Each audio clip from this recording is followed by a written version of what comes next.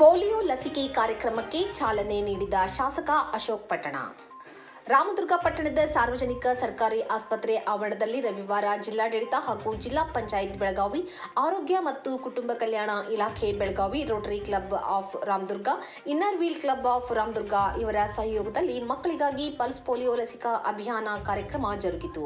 ಈ ಕಾರ್ಯಕ್ರಮವನ್ನು ಉದ್ಘಾಟಿಸಿ ನಂತರ ಮಾಧ್ಯಮದವರ ಜೊತೆ ಮಾತನಾಡಿದ ಶಾಸಕ ಅಶೋಕ್ ಪಟ್ಟಣ ಅವರು, ಮಕ್ಕಳು ಸದೃಢವಾಗಿ ಬೆಳೆಯಲು, ಆರೋಗ್ಯವಾಗಿರಲು ಪ್ರತಿ ವರ್ಷದಂತೆ ಈ ವರ್ಷವೂ ಪಲ್ಸ್ ಪೋಲಿಯೋ ಲಸಿಕಾ ಕಾರ್ಯಕ್ರಮವನ್ನು ಹಮ್ಮಿಕೊಂಡಿದ್ದೇವೆ. ರಾಮದುರ್ಗ ಸರ್ಕಾರಿ ಆಸ್ಪತ್ರೆ ಅಭಿವೃದ್ಧಿಗಾಗಿ ಸರ್ಕಾರ ಈಗಾಗಲೇ ಅನುದಾನ ಘೋಷಿಸಿದೆ. ಮುಂದಿನ 2-3 ತಿಂಗಳಿನೊಳಗೆ ಈ ಕಾಮಗಾರಿಯನ್ನು ಪ್ರಾರಂಭ ಮಾಡುತ್ತೇವೆ. ಬೆಳಗಾವಿ ಅಧಿವೇಶನದ ಸಂದರ್ಭದಲ್ಲಿ ರಾಮದುರ್ಗ ತಾಲೂಕಿನ ನೀರಾವರಿ ಯೋಜನೆಗಳ ಕುರಿತು ನೀರಾವರಿ ಸಚಿವರು ಹಾಗೂ ಅಧಿಕಾರಿಗಳೊಂದಿಗೆ ಸಭೆ ನಡೆಸಲಾಗಿದೆ.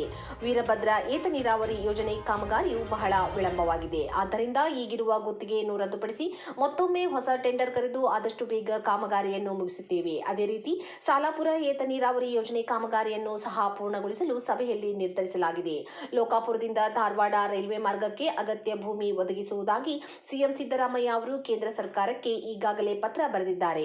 ರಾಮದುರ್ಗಕ್ಕೆ ರೈಲ್ವೆ ಸಂಪರ್ಕ ಕಲ್ಪಿಸಲು ನಾವು ಬದ್ಧರಾಗಿದ್ದೇವೆ. ಪಟ್ಟಣದಲ್ಲಿ ಕ್ರೀಡಾಂಗಣಕ್ಕಾಗಿ ಈಗಾಗಲೇ 2 ಸ್ಥಳಗಳನ್ನು ಗುರುತಿಸಿದ್ದೇವೆ.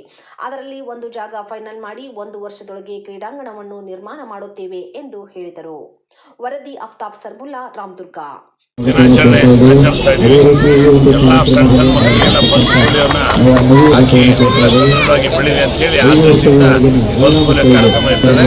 ಹಿಂದಿನ ಕಾಲದಾಗೆ ಪಲ್ಸ್ ಪೋಲಿಯೋ ಹಾಕದೆ ಬೇಕಾದಷ್ಟು ಜನ ಪೋಲಿಯೋಗೆಲ್ಲ ರೂಢಿಪಡಿಸ್ತಾ ಇದ್ರು.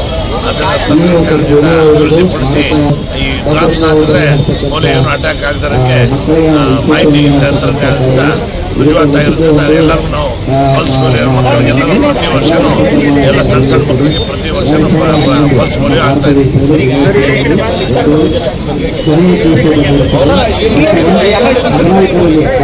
ರಾಜ್ಯಾದ್ಯಂತ ಒಂದು ಡಿಸಿಷನ್ ತಗೋತಾರೆ, ಯಾಕೆ ಮಾಡಿದ್ದಾರೆ ಅಂತ ಬಿಟ್ಟು ಒಂದು ಸಮಿತಿ ಮಾಡಿ ಡಿಸ್ಕಸ್ ಮಾಡ್ತಾ ಇದ್ದೀವಿ. ಈಗ ಮೊನ್ನೆ ಅಸೆಂಬ್ಲಿ ಕೂಡ ಭಾಳ ಜನ ಬಂದು ಹೇಳಿದ್ರು. ಅದ್ರ ಬಗ್ಗೆ ಆರೋಗ್ಯ ಸಚಿವರ ಜೊತೆ ಮಾತಾಡ್ಕೊಂಡು ಆಮೇಲೆ ಒಂದು ನಿರ್ಧಾರ ತಗೊಂಡಿದ್ವಿ. ಸರ್, ಈಗ ಸರ್ಕಾರಿ ಆಸ್ಪತ್ರೆಗೆ ಅನುದಾನ ರಿಲೀಸ್ ಆಗಿರುವಂಥದ್ದು ಸರ್, ಒಂದು ಸರ್ಕಾರ ಇನ್ನೂ ಒಂದು 2 ತಿಂಗಳಾಗ್ಬೋದು. 2 ತಿಂಗಳೊಳಗೆ ಇಲ್ಲೇ ಸ್ಟಾರ್ಟ್ ಮಾಡ್ತೀವಿ. Okay, thank you. ಸರ್, ಈಗ ಚಳಿಗಾಲ ಅಧಿವೇಶನದಲ್ಲಿ ತಾಲೂಕು ಅಭಿವೃದ್ಧಿಗಾಗಿ ಏನಾರ ಚರ್ಚೆ ಆಯ್ತಾ? ವೀರಭದ್ರ ಏತ ನೀರಾವರಿ ಮತ್ತು ಸಾಲಾಪುರ ಏತ ನೀರಾವರಿ ಒಂದು ಮೀಟಿಂಗ್ ಕರೆದಿದ್ರು ಮುಖ್ಯಮಂತ್ರಿಗಳು, ನೀರಾವರಿ ಮಂತ್ರಿಗಳು, ಆಮೇಲೆ ಎಲ್ಲ ಅಧಿಕಾರಿಗಳು ತೆಗೆದು ವೀರಭದ್ರ ಏತ ನೀರಾವರಿ ಭಾಳ ತಡ ಆಗಿರೋದ್ರಿಂದ ಆ ಕಾಂಟ್ರಾಕ್ಟರನ್ನು ರದ್ದುಪಡಿಸಿ ಹೊಸ ಟೆಂಡರ್ ಕರೆಯೋಕ್ಕೆ ಏರ್ಪಾಡು ಮಾಡಿದ್ವಿ. ಮತ್ತು ಅದ್ರಾಗಿರೋದು ಎಲೆಕ್ಟ್ರಿಕ್ ಸಂಬಂಧಪಟ್ಟಂಥ ಇದು ಒಂದು ಸುಮಾರು 20 ಕೋಟಿ ರೂಪಾಯಿದು ಆ ಸಾಲಾಪುರ ಲಿಫ್ಟ್ ಇರಿಗೇಷನ್ಗೆ ಅಲ್ಲಿಗೆ ಶಿಫ್ಟ್ ಮಾಡಿ ಅದನ್ನು ಕಂಪ್ಲೀಟ್ ಮಾಡ್ತೀವಿ. ಇದನ್ನು ಟೆಂಡರ್ ಕರೆದು ಇದು ಕಂಪ್ಲೀಟ್ ಮಾಡ್ತೀವಿ. ದಶಕಗಳಿಂದ ರೈಲ್ವೆ ಹೋರಾಟ ಕೇಳ್ತಾರೆ ಸರ್. ರೈಲ್ವೆ ಹೋರಾಟ ನಾವು ಮಾಡ್ತಾನೆ ಇದೀವಿ. ಎಲ್ಲ ನಾವು ಹೋದಾಗೆಲ್ಲ ಡೆಲ್ಲಿಗೆಲ್ಲ ಹೋದಾಗೆಲ್ಲ ಮಂತ್ರಿಗಳು ಮೀಟ್ ಮಾಡ್ತೀವಿ. ಅದೆಲ್ಲ ಕೇಂದ್ರ ಸರ್ಕಾರ ಮಾಡ್ಬೇಕಾದ್ರೆ ನಮ್ದೇನಿಲ್ಲ. ನಾವೀಗ ಎಷ್ಟು ಜಮೀನು ಬೇಕು ನಾವು ಜಮೀನು ಕೊಡೋಕೆ ರೆಡಿ ಇದೀವಿ ಅಂತ ಮುಖ್ಯಮಂತ್ರಿಗಳಿಗೆ ಆಗಲೇ ಪತ್ರ ಬರೆದಿದ್ದಾರೆ. ನಾವು ಅದನ್ನು ರೆಡಿ ಇದೀವಿ, ಅದು ನಾವು ಅದು ಬದ್ಧವಾಗಿದ್ದೀವಿ. ನಮಸ್ಕಾರ. ಸರ್, ಅದರಲ್ಲಿ ಆಟದ ಮೈದಾನದ ಬಗ್ಗೆ ಏನಾಯ್ತು ಸರ್? ಆಟದ ಮೈದಾನ ಒಂದು ಮಾಡ್ತಾ ಇದೀವಿ. MLBCನ ಶಿಫ್ಟ್ ಮಾಡ್ಬೇಕಂತ ಮಾಡ್ತಾ ಇದೀವಿ. MLBCನೇ ಇಲ್ಲಾಂದ್ರೆ ಅಥವಾ ಮುಳ್ಳೂರು ಗುಡ್ಡದ ಹತ್ರ 2ರೊಳಗೆ ಒಂದು ಕಡೆ ಮಾಡಬೇಕು ಅಂತ ಒಂದು ಚಿಂತನೆ ನಡೆದಿದೆ.